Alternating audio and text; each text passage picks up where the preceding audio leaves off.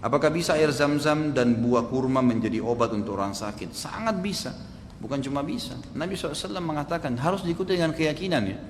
Ya Allah SWT memberikan seseorang itu ya doanya, ya pengobatannya, apa saja kebutuhannya sesuai dengan kadar keyakinannya kepada Allah. Harus yakin memang. Makin banyak keyakinannya, makin tebal keyakinannya, maka makin sempurna balasan dari Allah SWT. Pernah saya sampaikan kisah 3 orang sahabat yang mati di perang Mu'tah kan. Kalau antum masih ingat itu ada Abu Ubaidah bin Jarrah, ada Zaid bin Harithah, dan ada Ja'far bin Abi Thalib, gitu kan? Pada saat Nabi SAW memberikan bendera kepada Zaid bin Harithah, kata Nabi SAW, kamu hai Zaid yang pertama pegang bendera. Kalau kau terbunuh, maka yang pegang bendera Ja'far. Kalau kau terbunuh hai Ja'far, yang pegang bendera Abu Ubaidah. Baiklah. Masuk ke dalam perang, waktu masuk di dalam perang antara muslimin dengan Romawi waktu itu, ya, berperang terjadi. Nabi SAW menggambarkan kepada para sahabat di Masjid Nabawi yang tidak ikut perang.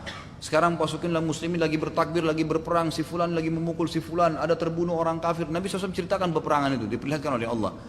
Terbunuhlah Zaid bin Harithah dan bendera muslimin jatuh. Ja'far bin Abi Thalib sekarang datang mengambil bendera, kemudian membawanya ke kancah peperangan. Kemudian terjadi peperangan, lalu Ja'far pun terbunuh. Tapi Ja'far waktu terbunuh radhiyallahu anhu agak berbeda.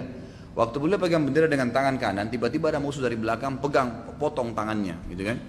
Maka beliau pegang dengan tangan kiri.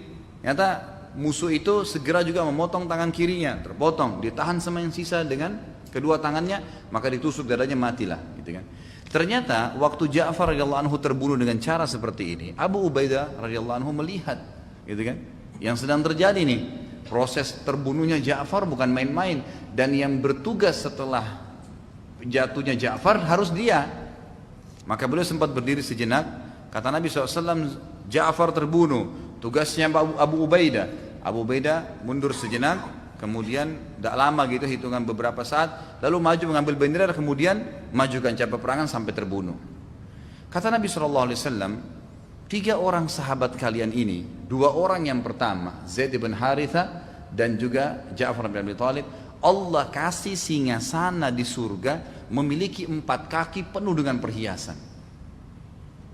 Abu Ubaidah, teman kalian yang ketiga, dikasih sisa singgasana dengan 3 kaki saja, kurang 1 kakinya, perhiasannya lebih sedikit.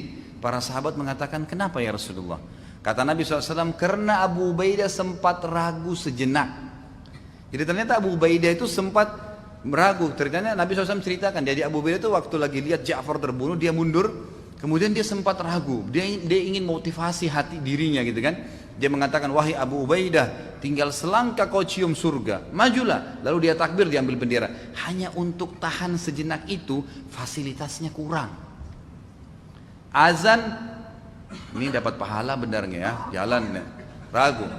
Beda dengan azan, selesai semuanya, meeting berhenti, bisnis berhenti, lagi ngomong maaf, sholat, lebih penting ini daripada ini. Uduk langsung sholat, beda pahalanya dengan orang yang ragu-ragu.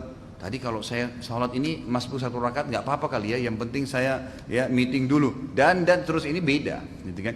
Jadi memang tergantung dengan kadar keyakinan seseorang, harus yakin. Minum zam-zam, kata Nabi SAW, zam-zam liman syuribalah, zam-zam sesuai dengan niat orang yang meminumnya. Pasti ya pasti, sembuh penyakit, banyak cerita masalah itu. Seorang wanita kena kanker payudara sembuh di Mekah gara-gara minum air zam-zam. Banyak kasus terjadi. Imam Syafi'i berhasil memanah, tidak pernah meleset karena berdoa kepada Allah. Minta jadi ulama karena minum zam-zam. Minta masuk surga dengan minum zam-zam. Banyak kasus terjadi. Jadi insya Allah pasti bisa, gitu kan. Kalau kurma sendiri, memang kurma dimasukkan dalam para ulama sebenarnya bukan menyembuhkan penyakit.